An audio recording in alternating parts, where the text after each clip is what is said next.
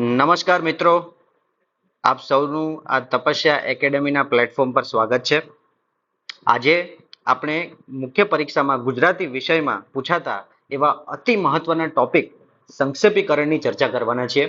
આ વિડીયોને આપણે મુખ્યત્વે બે ભાગમાં વહેંચીશું. નંબર 1 કે સંક્ષેપીકરણ માટે ધ્યાનમાં રાખવાના મુદ્દાઓ કયા કયા છે, તેમજ નંબર 2 કે એક્ઝામ હોલમાં જ્યારે તમે સંક્ષેપીકરણનો પ્રશ્ન ફેસ કરો છો, તમારી સામે સંક્ષેપીકરણનો પ્રશ્ન આ રીતે આવે છે અહીંયા, તો એને તમે એક્ઝામ હોલમાં કઈ રીતે એક્ઝિક્યુટ કરશો.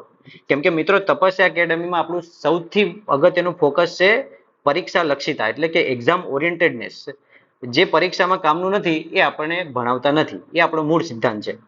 તો ચાલો જોઈએ સંક્ષેપીકરણમાં ધ્યાનમાં રાખવાના અગત્યના મુદ્દાઓ. સંક્ષેપીકરણ એટલે કે સમરી રાઇટિંગ. તમને પરીક્ષામાં પ્રશ્નમાં સ્પષ્ટપણે અહીંયા લખેલું છે કે 1/3 ભાગમાં સંક્ષેપ કરો. એટલે કે જો 90 શબ્દનો ફકરો તમને આપ્યો છે તો તમારે તેને 30 શબ્દમાં ફેરવવાનો છે. પણ આ વસ્તુ કરતી વખતે નંબર 1 ધ્યાનમાં રાખવા જેવું એ છે કે એની સેન્ટ્રલ થીમ જળવાવી જોઈએ. એટલે કે તમે ભાવાર્થ બદલી નાખો એ તો આપણને ગમે તેમ પોસાય એમ નથી. એટલે સેન્ટ્રલ થીમ પકડવી અને એને જાળવી રાખવી એ અગત્યનો મુદ્દો છે. પછી બીજો મુદ્દો આવે છે, એ બાબત છે શીર્ષકને લઈને.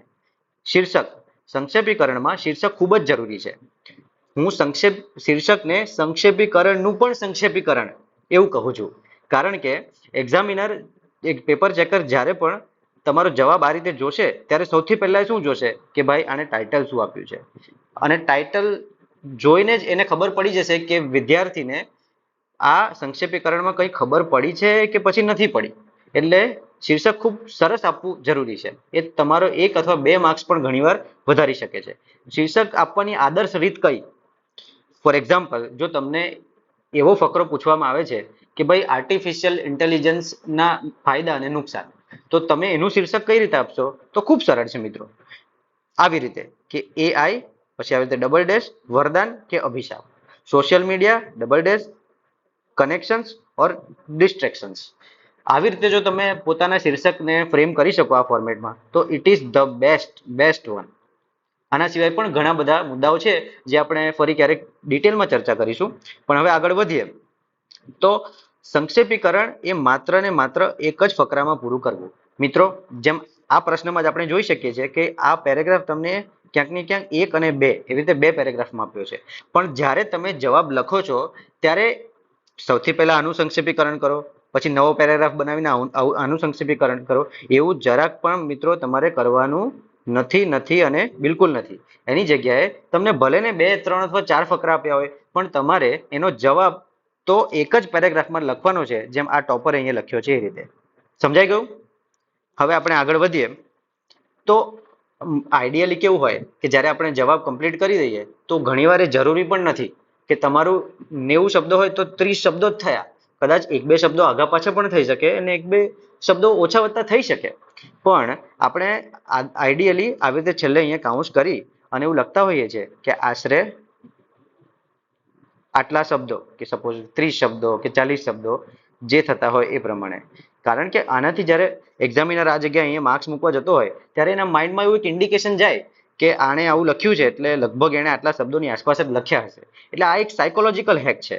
એને કારણે જવાબ લખી દીધા પછી આપણે અહીંયા એવું મેન્શન કરવાનો આગ્રહ રાખીએ છીએ કે આશરે 30 શબ્દો અથવા 40 શબ્દો. અહીંયા જેટલા પણ શબ્દો આપ્યા હોય, સપોઝ 185 185 શબ્દો આપ્યા છે, તો એને ભાગ્યા 3 કરીને જે આવતા હોય એ લખી દેવાના. અને જો એ નિશેષ ભાગી ન શકાતું હોય તો એની આસપાસનો આંકડો લખી દેવાનો. પણ લખવું ખરું એ મારી સલાહ છે. હવે આગળનો અગત્યનો મુદ્દો જોઈએ તો કીવર્ડ્સ. હવે એક્ઝામિનર કંઈક દર વખતે તમારો આખો આન્સર વાંચવા નહીં જાય. એ તો શું જોશે કે ભાઈ એને ખબર છે કે આ ફકરાનો હાર્દ શું છે, એને એટલું ખબર છે કે આ ફકરામાં આટલા આટલા કીવર્ડ છે, અને એ જ કીવર્ડ તમે તમારા જવાબમાં લખ્યા છે કે નહીં એ શોધવાનો પ્રયત્ન ચોક્કસ કરશે. એટલે વિદ્યાર્થી મિત્રો, તમને મારી સલાહ છે કે કીવર્ડ છે એ જળવાઈ રહે તે ખૂબ જ આવકાર્ય બાબત છે. હવે આપણે જોઈએ કે એક્ઝામ હોલમાં તમે જ્યારે તમને પ્રશ્ન પૂછાય છે ત્યારે એને એક્ઝિક્યુટ કઈ રીતે કરશો. જો સૌથી પહેલા તમે આ ક્વેશ્ચન વાંચો છો, બરાબર? હવે તમારે શું કરવાનું છે કે આ ફકરો વાંચતા વાંચતા જેમ મેં અહીંયા અંડરલાઈન કરી છે ને એ રીતે અંડરલાઈન કરવાની છે. કે આમાં જ્ઞાન શબ્દ અગત્યનો છે. જે જ્ઞાન કોને કહેવાય, અલગ અલગ એના અલગ અલગ મત છે.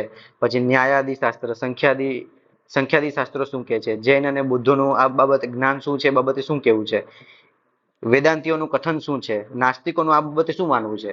એટલે તમે જ્યારે જ્યારે આ બધા જે છે એ બધા કીવર્ડ છે. એટલે આ બધી વસ્તુનો સમાવેશ તો તમારે જવાબ લખતી વખતે કરી જ લેવાનો છે. એટલે જ તમારે બધાએ આવી રીતે અંડરલાઈન કરવાની, અને પછી જ્યારે જવાબ લખો ત્યારે અંડરલાઈનને જોઈ અને એની વચ્ચે એક મિનિંગ એસ્ટાબ્લિશ કરવાનો ટ્રાય કરવાનો અને પછી લખવાનું. આ ટોપર જે આપણા છે, જેમને ખૂબ સરસ 7 એટલે કે one of the highest mark કહેવાય, એ એમને પ્રાપ્ત થયા છે. તેમણે પણ લગભગ એવું જ કર્યું છે. બસ આટલું કામ તમારું થઈ ગયું. પછી તમારે એક વખત પેરેગ્રાફ વાંચી લીધો, કીવર્ડ અંડરલાઈન હાઇલાઇટ કરી દીધા, તમને એનો અર્થ પણ સમજાઈ ગયો. પછી તમારે વિચારવાનું છે એનું ટાઇટલ આપવાનું ટેકનિક શું છે એ આગળ આપણે ડિસ્કસ કરી લીધી છે. હવે જ્યારે તમે લખો છો ત્યારે ખાસ ધ્યાન રાખવું કે સંક્ષેપીકરણમાં એક તો લખવાની 5-7 લાઈન છે. હવે એમાંય તમે છેકછાક કરશો તો ક્યાં મેળ પડશે. એટલે સંક્ષેપીકરણમાં મિત્રો ખાસ કરીને છેકછાક ન થાય ને એનું ખૂબ ધ્યાન રાખવું. બીજી અહીં એક ટેકનિક એ છે કે ફકરાનો પહેલો અને છેલ્લો શબ્દ એ બને ને ત્યાં સુધી આ મેઇન પેરેગ્રાફ છે ને એનો લેવાનો પ્રયત્ન કરવો. કારણ કે ઘણીવાર એટલા અઘરા અને આધ્યાત્મિક વિષય વસ્તુ હોય એવા પેરેગ્રાફ પૂછાય છે કે તમને ફકરો વાંચીને ઘણીવાર તો ખબર ના પડે. પણ હવે આપણે લખવાનો તો છે જ, અને ટ્રાય તો કરવાની જ છે કે બને એટલા મેક્સિમમ સ્કોર આવે આપણને. તો આવા અમુક શબ્દો આપણે પેરેગ્રાફના જ યુઝ કરી લઈએ ને શરૂઆતમાં ને સ્ટાર્ટિંગમાં, તો એક્ઝામિનરને થોડું એવું થાય કે ભાઈ કદાચ રિલેવન્ટ થોડુંક લખ્યું છે. એટલે આ એક હેક છે જે તમારે ધ્યાનમાં રાખવાનું છે લખતી વખતે. અને અંતે જ્યારે તમે આખું લખી લો એ વખતે આશરે કેટલા શબ્દો છે એ અહીંયા મેન્શન કરવાનું છે. બસ આ ટૂંકું અને ટચ આખી આપણી એક્ઝિક્યુશન પ્રોસિજર તમારે યાદ રાખવાની છે. જરાય ટેન્શન નથી લેવાનું. ગમે તેટલો અઘરો પેરેગ્રાફ પૂછાય પણ સંક્ષેપીકરણને એક માર્ક્સ ગેઇનિંગ ફેક્ટર તરીકે કન્સિડર કરવાનું છે. એ માત્ર ને માત્ર સમરી લખીને નીકળી જાવ એવું નથી. ઘણા વિદ્યાર્થીઓ મનમાં એવું વિચારે છે કે ભાઈ આપણે સંક્ષેપીકરણ છેલ્લે લખશું અને જે આ થોડું ઘણું આવડે લખશું, પણ એવું નહીં. ખરેખર આ સંક્ષેપીકરણ એવો વિષય છે કે જેમાં તમે ઓછી મહેનતે વધુ માર્ક્સ લાવી શકો છો. કારણ કે તમારે એક્ઝામ હોલમાં એનો જવાબ સવાલમાંથી જ બનાવવાનો છે. આનાથી વધારે સરળ તો શું હોઈ શકે. બસ તો આટલું ખાસ ધ્યાન રાખજો અને ઓલ ધ બેસ્ટ, અને સંક્ષેપીકરણમાં મસ્ત સ્કોર કરજો.